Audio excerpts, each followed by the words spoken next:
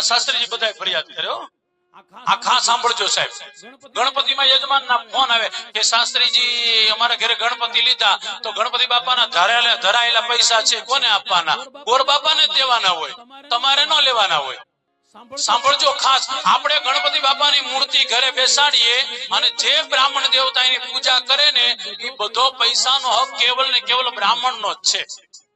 અને આપણે શું કરીએ બધા પૈસા લઈને બીજા વર્ષે નવો દાગીનો કરીને ગણપતિ બાપાને ચડાવીએ ગણપતિ બાપા એ કોઈ દી સ્વીકાર કરતા જ નથી અમારા ઘરની વાત નથી કેતો મહાભારતમાં લખેલું છે વિષ્ણુ પુરાણમાં લખેલું છે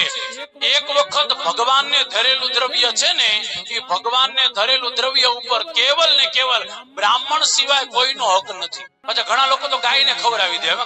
ગાયને નથી દેવાનું તારા ખીચામાંથી દેની જાહેરમાં એટલા માટે કહું છું ઘણા લોકોના અમને ફોન આવતા હોય શાસ્ત્રીજી બ્રાહ્મણ લે પણ બ્રાહ્મણ જ લઈ જાય હક છે ત્યાં 1 કરોડ રૂપિયા મૂક્યા હોય ને તોય તમારો હક નથી 1 રૂપિયો મૂક્યો હોય તોય તમારો હક નથી હંમેશા યાદ રાખજો દેવ દ્રવ્યમાં કેવલ ને કેવલ બ્રાહ્મણ નો જ હક છે અરે આપણું શાસ્ત્ર એમ કહે છે એક બ્રાહ્મણ પૂજા કરવા આવ્યો ને પછી બીજો બ્રાહ્મણ આવીને હક લઈ જાય ને તો એ